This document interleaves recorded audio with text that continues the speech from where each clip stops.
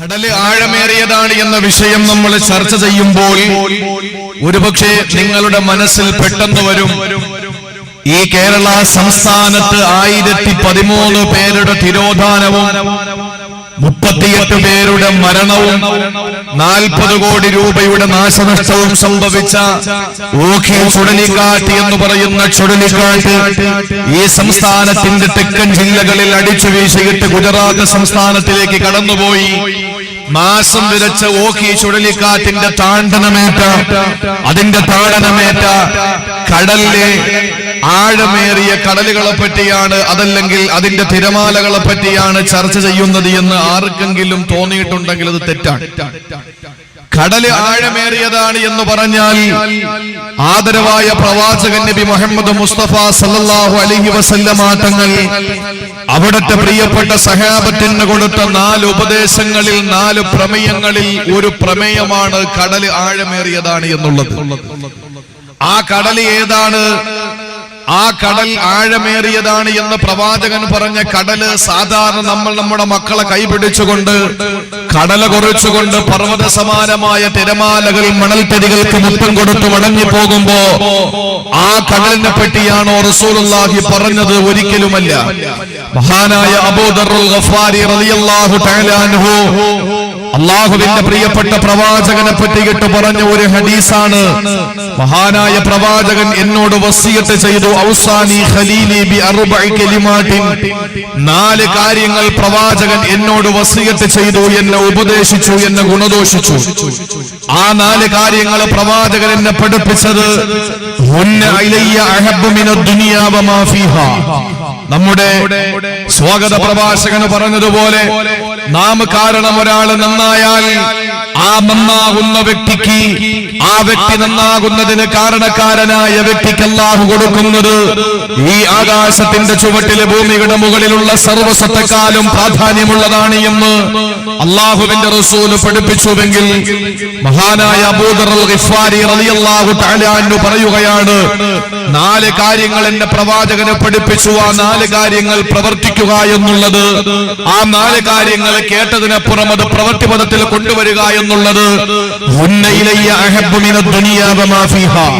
ദുനിയാവും ദുനിയാവിലുള്ള സർവ്വ സ്വത്തുക്കളും ദുനിയാവിലുള്ള അധികാരവും ദുനിയാവിലുള്ള മുഴുവൻ സമ്പത്തും ദുനിയാവിന്റെ മുഴുവൻ ഖജനാവും ദുനിയാവിലെ മുഴുവൻ സംവിധാനങ്ങളും എനിക്ക് കിട്ടുന്നതിനേക്കാൾ അത്യുത്തമമാണ്, അഭികാമ്യമാണ് എനിക്ക് ഈ 4 കാര്യങ്ങൾ പ്രവർത്തിക്കൽ എന്ന് മഹാനായ അബൂദർറുൽ ഗഫാരി റളിയല്ലാഹു അൻഹു പറഞ്ഞുവെങ്കിൽ എന്നെ ശ്രവിക്കുവാൻ ഇവിടെ ഒരുമിച്ച് കൂടിയിട്ടുള്ള എന്റെ പ്രിയപ്പെട്ട സഹോദരങ്ങളോട് സഹോദരിമാരോട് എനിക്ക് പറയുവാനുള്ളത്, ആ 4 കാര്യങ്ങൾ നിങ്ങൾക്ക് ഞാൻ പറഞ്ഞു തരാം. ആ 4 കാര്യങ്ങൾ നിങ്ങൾ കേട്ട അഭിപ്രായം പറയുന്നതിനപ്പുറം നല്ല പ്രസംഗം എനിക്ക് യാതൊരു ചാട്ടം ഉണ്ടാവൂല, തീരെ കൊള്ളില്ല, എനിക്ക് ഒരു വാട്ടവും ഉണ്ടാവൂല. അതുകൊണ്ട് പറയുന്നത് കേട്ട് ജീവിതത്തിൽ പ്രവർത്തിക്കുമ്പോഴാണ് രാത്രി ഇവിടെ ഉറക്കമൊഴിയുന്നതിന് അല്ലാഹു നമുക്ക് പ്രതിഫലം തരുന്നത്. അല്ലാതെ മഞ്ഞും കൊണ്ട് ചുമച്ച് നമ്മുടെ നാളത്തെ ജോലിയും എല്ലാം ബാത്തിലായി അത് ഇവിടെ വന്നിരിക്കുന്നത് കൊണ്ട് ഒരു ഗുണവും നമുക്കുണ്ടാവൂല. പക്ഷെ പറയപ്പെടുന്നത് നിങ്ങൾക്ക് പ്രവർത്തിക്കാൻ കഴിയണം, എനിക്ക് കഴിയണം, സംഘടിപ്പിച്ചവർക്ക് കഴിയണം. അങ്ങനെ കഴിയുമ്പോൾ അല്ലാഹുവിന്റെ റസൂല് പറഞ്ഞു, ഹബീബായ പ്രവാചകനിൽ നിന്ന് കേട്ട് അബൂദർ പറഞ്ഞു, ഹുന്ന അഹബ്ബു ഇലയ്യ മിനദ് ദുനിയാ വമാ ഫീഹാ. അത് പ്രവർത്തിച്ചാൽ എനിക്ക് വേറെ ഒന്നും കിട്ടിയില്ലെങ്കിലും ദുനിയാവ് മൊത്തം എനിക്ക് കിട്ടുന്നതിനേക്കാൾ എനിക്ക് ഇഷ്ടം ഈ 4 കാര്യങ്ങൾ ചെയ്യലാണ്. അതുകൊണ്ട് നമുക്ക് ഇൻഷാ അല്ലാഹ് ആ 4 കാര്യങ്ങളെ പറ്റി പഠിച്ച് നമുക്ക് ദുആ ചെയ്ത് പിരിയാം. അല്ലാഹു ഭാഗ്യം നൽകട്ടെ. ആദരവായ പ്രവാചകൻ നബി മുഹമ്മദ് മുസ്തഫ സല്ലല്ലാഹു അലൈഹി വസല്ലമ തങ്ങൾ അബൂദറിനോട് പറയുകയാണ്, അബൂദറേ അഹ്കിമി സഫീനത ഫഇന്നൽ ബഹറ അമീഖ്.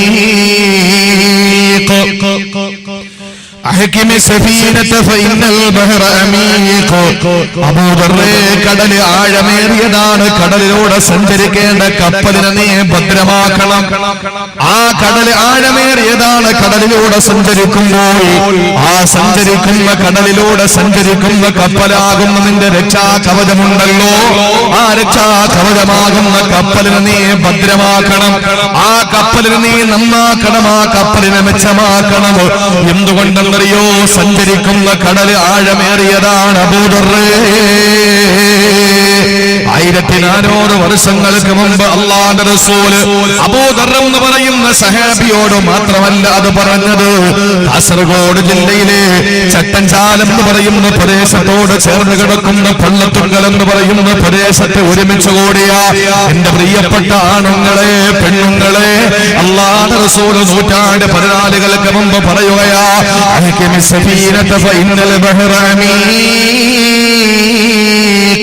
കടല് ആഴമേറിയതാ, അതുകൊണ്ട് കപ്പൽ നീ ഭദ്രമാക്കണം.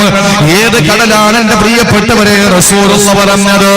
ഏത് കടലാണ് പ്രവാചകൻ ഉണർത്തിയത്? ഏത് കപ്പലിനെ പറ്റിയാണ് റസൂലുള്ള പറഞ്ഞത്? നിങ്ങളോട് ഞാൻ ചോദിക്കട്ടെ സഹോദരങ്ങളെ, കാസർഗോഡ് ജില്ലയിലെ വിവിധ ഭാഗങ്ങളിൽ കടൽ ചേർന്ന് കിടക്കുകയാണല്ലോ. ഈ കടലിനെ പറ്റിയല്ല റസൂലുള്ള പറഞ്ഞത്. ഏത് കടലിനെ പറ്റിയാ ഹബീബ് പറഞ്ഞതെന്നറിയോ?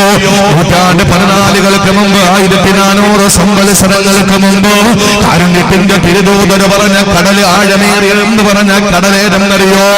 ആ കടലിലൂടെ സഞ്ചരിക്കേണ്ട കപ്പലിനെ നീ ഭദ്രമാക്കണമെന്ന് പറഞ്ഞ കപ്പലേതെന്നറിയോ? അല്ലാഹുവിന്റെ മഹാരഥന്മാരായ മുന്നോറുകളായ പൂർവസൂരികൾ പറഞ്ഞു തന്നില്ലേ, ഇന്നലില്ലാഹി ഇബാദൻ ഫൂതനാ طلقوا الدنيا وخافوا الفتنة نظروها فيها فلما علموا أنها ليست لحين وطنا. ദുനിയാവെന്ന് പറയുന്ന പെണ്ണിനെ മൊഴിച്ചൊല്ലിയവരാ മുൻഗാമികള്. അല്ലാഹുവിന് ഇഷ്ടപ്പെട്ട പടച്ചതമ്പുരാന്റെ വിഐപികളായ കുറെ ദാസന്മാര്, അവര് ദുനിയാവിനെ മൊഴിച്ചൊല്ലിയവരാണ്. അവര് ദുനിയാവിന്റെ ഫിത്നയെ ഭയപ്പെട്ടവരാ, ദുനിയാവിന്റെ ഭീകരതയെ ഭയപ്പെട്ടവരാണ്. അവര് ദുനിയാവിനെ ഒന്ന് അവര് പരിശോധിച്ചപ്പോൾ, ദുനിയാവിനെ ആറ്റിക്കുറുക്കിയൊന്ന് പരിശോധിച്ചപ്പോ ഒരു മനുഷ്യന് താമസിക്കാൻ പറ്റിയ നാടല്ല, ഒരു മനുഷ്യനെ വിശ്വസിക്കാൻ പറ്റിയ വീടല്ല ഈ ദുനിയാവെന്ന് മനസ്സിലാക്കിയപ്പോൾ അവര് ദുനിയാവിനെ ഒഴിവാക്കി മൊഴിച്ചൊല്ലിയവരാണ്. സഹോദരങ്ങളെ, കടലേതാണ്, കപ്പലേതാണ്? ആ സമയത്ത് അവര് ദുനിയാവ് വേണ്ട എന്ന് വെച്ചപ്പോ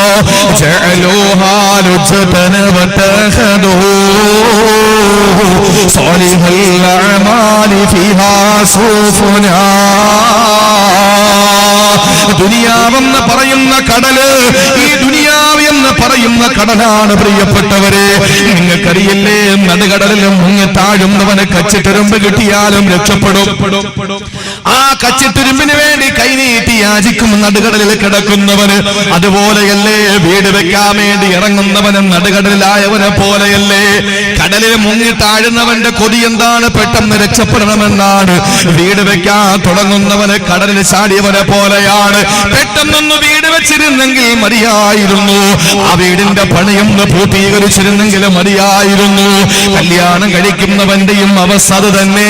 കല്യാണം വിളി തുടങ്ങിക്കഴിഞ്ഞാൽ, കല്യാണത്തിന്റെ പ്രപ്പോസൽ വന്നു കഴിഞ്ഞാൽ അവന്റെ മനസ്സിന്റെ ചിന്ത എന്താണ്? പെട്ടെന്ന് ആ കല്യാണം വന്ന് കഴിഞ്ഞിരുന്നെങ്കിൽ.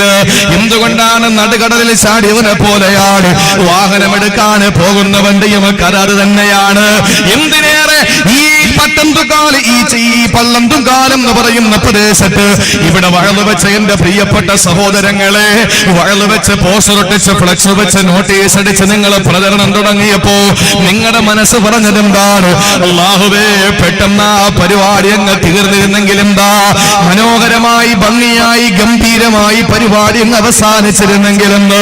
സഹോദരങ്ങളെ, ദുനിയാവെന്ന് പറയുന്നത് നടുകടൽ തന്നെയാ. ആ നടുകടലാകുന്ന ദുനിയാവിലൂടെ നമുക്ക് സഞ്ചരിക്കാനുള്ള രക്ഷാകവചമായ കപ്പലേതെന്നറിയോ?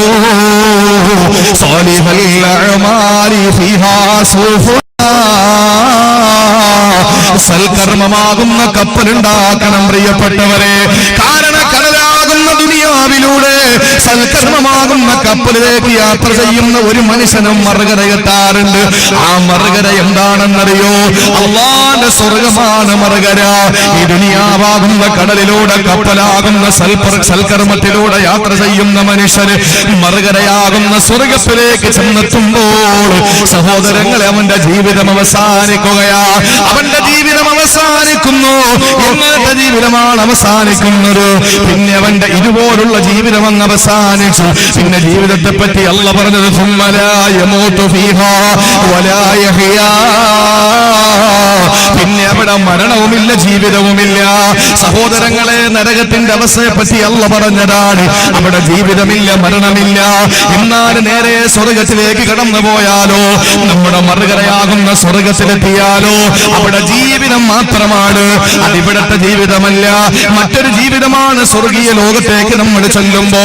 അതുകൊണ്ട് ദുനിയാവാകുന്ന കടലിലൂടെ കപ്പലാകുന്ന സൽക്കർമ്മത്തിൽ കേറേണ്ട ചെറുപ്പക്കാരാ, സ്വർഗമാകുന്ന മറുകര നമുക്ക് എത്തിച്ചേരണ്ടേ. അല്ലാഹു നമുക്കതിനുള്ള തൗഫീക്ക് നൽകട്ടെ. അല്ലാഹു നമുക്കതിനുള്ള തൗഫീക്ക് നൽകട്ടെ. അതുകൊണ്ട് കടൽ ആഴമേറിയതാണ്. കപ്പലിനെ നമ്മൾ ഭദ്രമാക്കണം. ഒന്ന് ശ്രദ്ധിച്ചോളി എന്റെ പ്രിയപ്പെട്ട സഹോദരങ്ങളെ, ഈ ദുനിയാവെന്ന് പറയുന്നത് കടലാണ്. ആർക്കും ഒരു സംശയം ഉണ്ടാകണ്ട, ഒരു കടൽ തന്നെയാണ്. ആ കടലിൽ വീണുപോയവൻ എത്രയും പെട്ടെന്ന് രക്ഷപ്പെടണമെന്ന് കൊതിക്കുന്നത് പോലെ, നടുകടലിൽ വീണവൻ രക്ഷപ്പെടാൻ ആഗ്രഹിക്കും പോലെയാണ് ദുനിയാവിൽ നമ്മൾ ഏതൊരു വിഷയത്തിൽ ഇറങ്ങി തിരിച്ചാലും പെട്ടെന്ന് ഇതങ്ങ് തീർന്നിരുന്നെങ്കിൽ കൊള്ളാമായിരുന്നു. അതല്ലേ നമ്മുടെ ആഗ്രഹം. നമുക്ക് നല്ല ഒരു കപ്പൽ വേണം, എങ്കിലേ വെള്ളത്തിന്റെ മുകളിലൂടെ യാത്ര ചെയ്യാൻ പറ്റൂ. ആ കപ്പല് സ്വാലിഹായ പ്രവർത്തനമാണ് എന്ന് മഹാനായ പ്രവാചക പ്രഭു നബി മുഹമ്മദ് മുസ്തഫ. മറുകര, കടലിലൂടെ യാത്ര ചെയ്യുന്ന കപ്പൽ ചെന്നെത്തുന്നത് എവിടെയാണ്? മറുകര ചെന്നെത്തും. ആ മറുകര അള്ളാഹുവിന്റെ പ്രവിശാലമായ സ്വർഗമാണ്. ആകാശഭൂമിയോളം വിശാല വിസ്തൃതമാണ് എന്ന് വിശുദ്ധ ഖുർആൻ വിശദീകരിച്ച അള്ളാഹുവിന്റെ അനുഗ്രഹങ്ങളാൽ നിറയ്ക്കപ്പെട്ട, കൈകൊണ്ട് തൊട്ടാൽ പൊട്ടിച്ചിരിക്കുന്ന മണവീണ കമ്പികളുടെ നാദം കൊണ്ട് മുഖരിതമായ സുഖലോലുപ സ്വർഗം, അതാണ് മറുകര. നിങ്ങൾ നോക്ക്, നിങ്ങൾ എന്റെ കൂടെ വരണം. ഒന്നാമത് ആള് കുറവാണ്, അതുകൊണ്ട് ശ്രദ്ധിച്ച് നിങ്ങൾ ഇരിക്കണം. ഞാൻ ഇത്രയും ദീർഘദൂര യാത്ര ചെയ്തു വന്നയാളാണ്.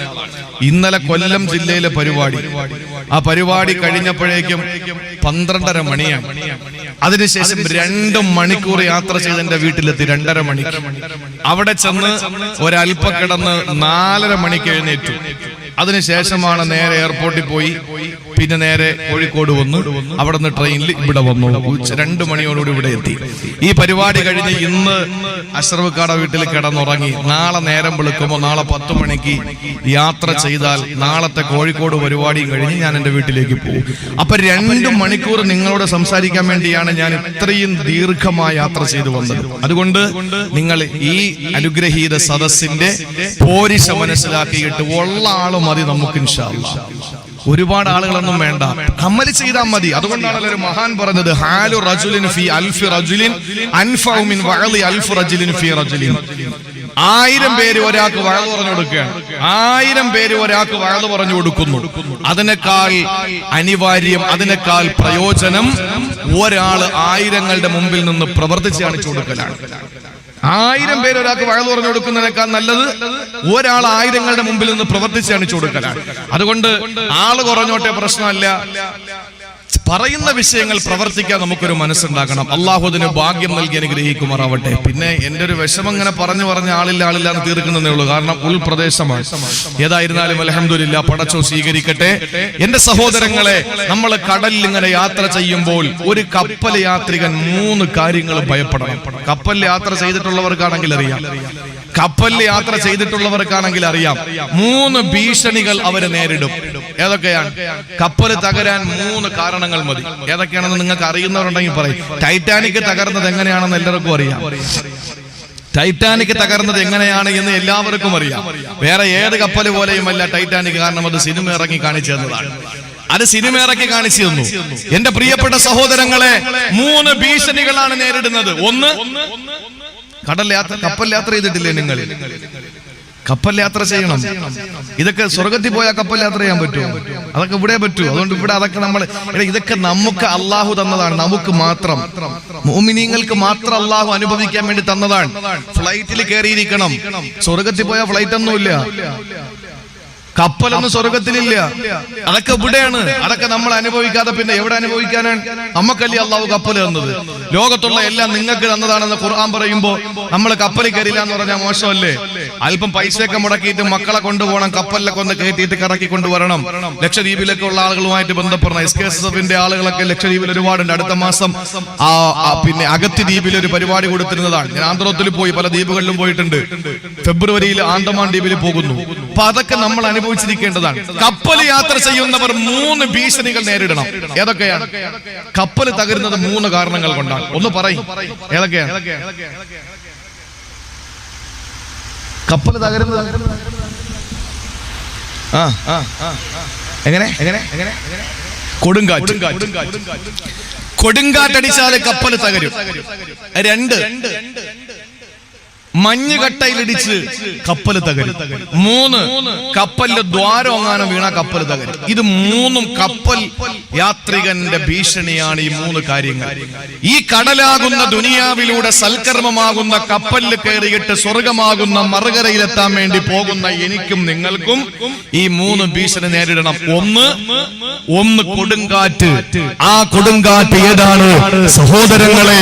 ഭീഷണിയാകുന്ന കൊടുങ്കാറ്റാണ്.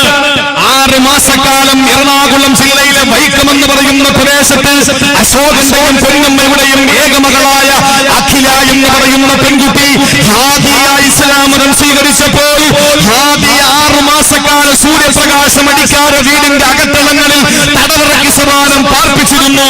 6 മാസം കഴിഞ്ഞ് അവളെ സൂര്യപ്രകാശം അടിക്കുന്ന പ്രദേശത്തിറക്കിയപ്പോൾ അവൾ 4 കാര്യം പറഞ്ഞതിൽ ആദ്യം പറഞ്ഞത്, ഞാൻ ഉറച്ച മുസ്ലിമാണ്, എന്റെ ഇസ്ലാം മതം എന്ന് പറയുന്ന വിശ്വാസത്തെ തകർക്കാൻ ഒരു ശക്തിക്കും കഴിയില്ല എന്ന് ഉറക്കെ പ്രഖ്യാപിച്ചത് ഹാദിയ എന്ന പെൺകുട്ടിയാണ്.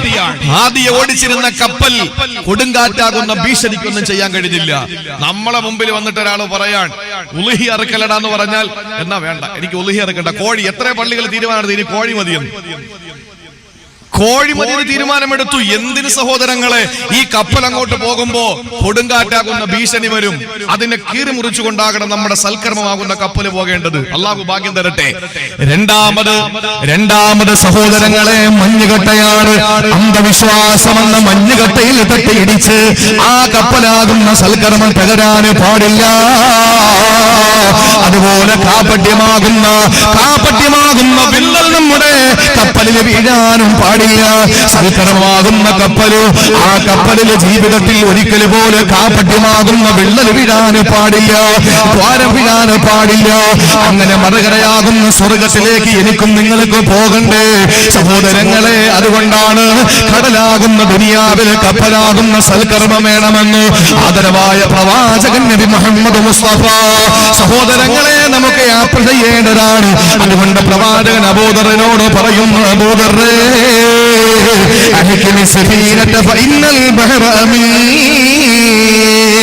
കടൽ ആഴമേറിയതാണ്, കപ്പലിനെ ഭദ്രമാക്കണമെന്ന് ആദരവായ പ്രവാചകൻ നബി മുഹമ്മദ് മുസ്തഫ.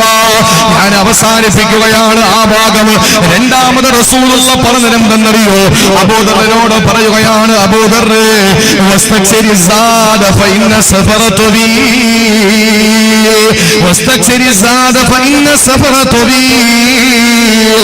നിന്റെ യാത്ര ദൈർഘ്യമേറിയതാണ്, അതുകൊണ്ട് നീ ഒരുക്ക് മുതലുകൾ തയ്യാർ ചെയ്യുക. സഹോദരങ്ങളെ ശ്രദ്ധയോടെ ഒന്ന് കേൾക്കണേ. അള്ളാഹുവിനെ തന്നെയാണ് സത്യം. നമ്മുടെ അബൂദർ തങ്ങൾ പറഞ്ഞതെന്താണ്? ഈ 4 കാര്യം ഞാൻ പഠിച്ചപ്പോ ഈ ദുനിയാവ് മുഴുവനും എനിക്ക് കിട്ടുന്നതിനേക്കാൾ എനിക്ക് സന്തോഷം തോന്നി. ഈ ദുനിയാവ് മുഴുവനും എന്റെ കാൽ ചുവട്ടിൽ വരുന്നതിനേക്കാൾ എനിക്ക് സന്തോഷം തോന്നി. ഈ ദുനിയാവ് മുഴുവനും എന്റെ ഒരു തള്ളവിരലിന്റെ അടിയിൽ വരുന്നതിനേക്കാൾ ഞാൻ ഇഷ്ടപ്പെടുന്നത് ഈ 4 കാര്യം പ്രവർത്തിക്കലാണ് എന്ന് മഹാനായ അബൂദർ ഗിഫാരി തങ്ങൾ പറഞ്ഞെങ്കിലും എന്റെ പ്രിയപ്പെട്ട സഹോദരങ്ങളെ, എന്റെ പ്രിയപ്പെട്ട സഹോദരിമാര്, ആദരവായ പ്രവാചകന് 2ാമത്തെ ഉപദേശം കൊടുക്കുകയാണ്.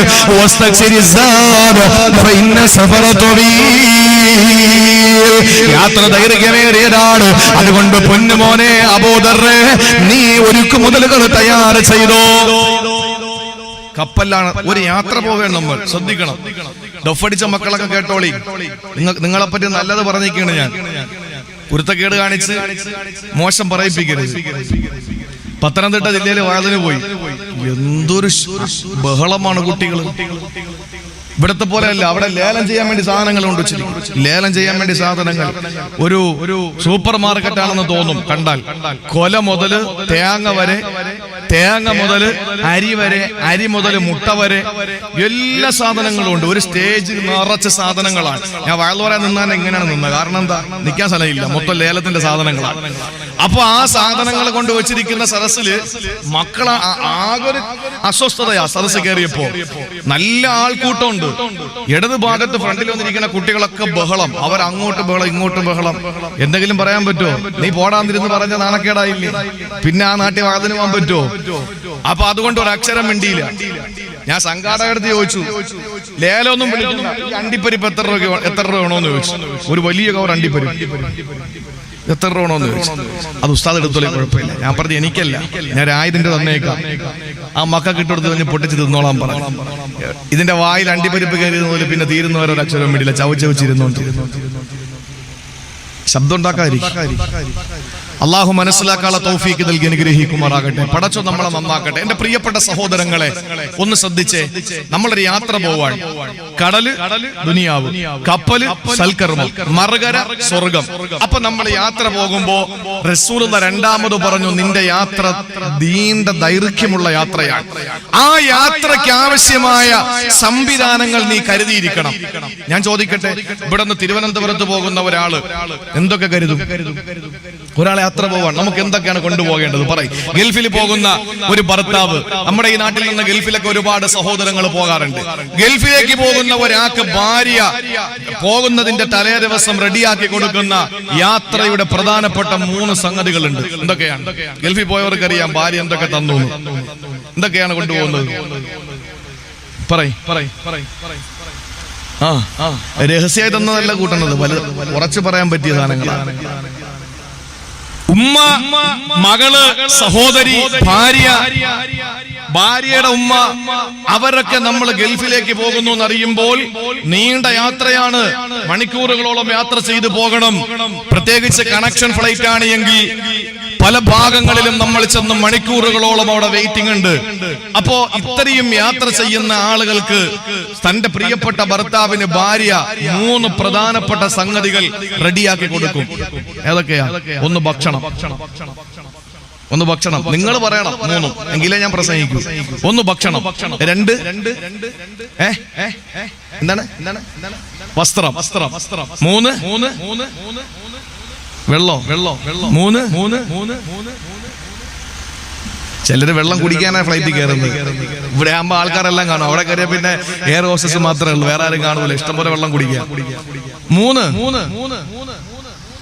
പണ്ടൊക്കെ സഹോദരങ്ങളെ നമുക്ക് ഉച്ചയ്ക്ക് ഭക്ഷണമൊക്കെ കഴിച്ച്, പ്രായമുള്ള ആളുകളൊക്കെ ഭക്ഷണമൊക്കെ കഴിച്ച് വീട്ടിന്റെ കോലായിലേക്ക് വരുന്ന സമയത്ത് ഉമ്മാമ്മ, പ്രായമുള്ള ഉമ്മാടെ ഉമ്മ അല്ലെങ്കിൽ പിന്നെ വാപ്പാടെ ഉമ്മയൊക്കെ പ്രായമുള്ള സ്ത്രീകള് അവര് മുറുക്കാനൊക്കെ ഇടിച്ച് ചതച്ച് അത് റെഡിയാക്കിയിട്ട് ഉപ്പാന്റെ കയ്യിൽ വെള്ളയിൽ വെച്ചു കൊടുക്കും. അത് വായിലേക്ക് ഇട്ട് ചവച്ച് നീട്ടി തുപ്പിയിട്ട് കോലായിലിട്ടിരിക്കുന്ന ഉമ്മറത്തിട്ടിരിക്കുന്ന കസേരയിൽ വന്ന് ചാരിയിരിക്കുമായിരുന്നു പ്രായമുള്ളവര്. ഇന്നിപ്പോ അങ്ങനെയാണോ? ഉച്ചയ്ക്ക് ഭക്ഷണം കഴിച്ചാൽ പാപ്പ ചമച്ച് കുരച്ചിറങ്ങി വരുമ്പോ ഉമ്മാമ്മ കൈവെള്ളയിൽ വെച്ചു കൊടുക്കും. എന്താ വെച്ചു കൊടുക്കുന്നത്? 12 ഗുളിക. 12 ഗുളിക. ഷുഗർ കൂടാതിരിക്കാൻ, കുറയാതിരിക്കാൻ, പ്രഷർ കൂടാതിരിക്കാൻ, കുറയാതിരിക്കാൻ 12 ഗുളിക. അപ്പൊ യാത്രക്കാരന് ആവശ്യമായ മരുന്നും അവർ കൊടുക്കും. രോഗമൊന്നും ഇല്ലാത്തവനാണെങ്കിൽ പറയും, നീ കുറച്ച് പാരസെറ്റമോളെങ്കിലും കൊണ്ടുപോകും, കാരണം അവിടെ ചെന്ന് ജലദോഷമോ പനിയോ പിടിച്ചാലോ. അപ്പൊ 3 കാര്യങ്ങൾ ഒരു യാത്രക്കാരൻ അവന്റെ ഒരുക്കു മുതലായി കൊണ്ടുപോകും. നിങ്ങൾ ശ്രദ്ധിക്കണേ, ഈ ആള് കുറഞ്ഞ വേദിയിലാണ് പ്രസംഗിക്കാൻ സുഖം. കാരണം എന്താണ്? ഇതുപോലെ സദസ്സിനോട് സംസാരിച്ച് സംവദിച്ചുകൊണ്ട് വാഴ പറയാൻ പറ്റും. ആളുകൾ കൂടുതലുള്ള കാസർഗോഡ് ജില്ലയുടെ വാഴ എനിക്ക് എങ്ങനെയാണ് എങ്ങനെയാണെന്ന് എനിക്കറിയാം, നന്നായിട്ട് എനിക്കറിയാം. ശ്വാസം വിടാൻ പാടില്ല, ചെവിയിൽ കൈയും പിടിച്ചിട്ട് 2 മണിക്കൂർ നിന്ന് ഒരേ ശ്വാസത്തിൽ പ്രസംഗിക്കണം. എങ്കിലേ കാസർഗോഡ് ജില്ലക്കാർക്ക് പ്രസംഗം ഉഷാറായി എന്ന് പറയും. അങ്ങനെ പറഞ്ഞാലുള്ള കുഴപ്പം എന്താണെന്നറിയോ? നാളെ കോഴിക്കോട് ജില്ലയിൽ ഞാൻ ചെന്ന് ചുമക്കേണ്ടി വരും. അതുകൊണ്ട് 2 സ്ഥലത്തും അഭിപ്രായം വേണ്ടേ? അതുകൊണ്ട് സാരമില്ല, കുഴപ്പമില്ല, പ്രശ്നമൊന്നുമില്ല. ആ ഒരു അഭിപ്രായം മാത്രം മതി. അള്ളാഹു കാര്യങ്ങൾ അമൽ ചെയ്യാനുള്ള തൗഫീക്ക് നൽകി അനുഗ്രഹിക്കുമാറാവട്ടെ. എന്റെ സഹോദരങ്ങളെ, യാത്ര പോകുന്നവന് ആദ്യമായി കരുതുന്നവന് ഭക്ഷണമാണ്. ആ ഭക്ഷണവും കൊണ്ടാണ് അവന് യാത്ര പോകുന്നത്. രണ്ടാമത് വസ്ത്രമാണ്. മൂന്നാമത് ആവശ്യമായ മരുന്നാണ്. സഹോദരങ്ങളെ, റസൂലുള്ള പറയുകയാ, ജീവിതമാകുന്ന നിന്റെ യാത്ര ദീർഘമായതാണ്, ദൈർഘ്യമേറിയതാണ്. എവിടെ നിന്ന് തുടങ്ങിയ യാത്രയെന്നറിയോ? ചട്ടഞ്ചാലുകാരാ, എവിടെ നിന്ന് തുടങ്ങിയ യാത്രയാണെന്നറിയോ? പ്രിയപ്പെട്ട പള്ളത്തുങ്കലുകാരി സഹോദരി, എവിടെ നിന്ന് തുടങ്ങിയ യാത്രയാണ്? ആലമുൽ അർവാഹ് എന്ന് പറയുന്ന ലോകത്ത് നിന്ന് തുടങ്ങിയ യാത്രയാണ്. നിങ്ങൾക്കറിയോ, അന്ന് നമ്മുടെ ശരീരമില്ല, ബോഡിയില്ല, നമ്മുടെ ഇന്നത്തെ പോലെ ശരീരമില്ല. ആലമുൽ അർവാഹിൽ നിന്ന് തുടങ്ങിയ യാത്രയാണ്. അത് ആലമുൽ അർഹാം എന്ന ഉമ്മ, ആലമുൽ അർഹാം എന്ന മാതാവിന്റെ ഉദരത്തിലെത്തി. അവിടെ 9 മാസം 10 ദിവസം കഴിഞ്ഞപ്പോൾ 3ാമത്തെ ലോകമായ ആലമുൽ അജ്സാം എന്ന ദുനിയാവിലെത്തി. ഇവിടെയും തീരുന്നില്ല. ആലമുൽ ബർസഖ് എന്ന 4ാമത്തെ ലോകത്തിൽ നമ്മൾ പോകാനിരിക്കുകയാ. സഹോദരങ്ങളെ, അവിടെയും തീരുന്നില്ലല്ലോ.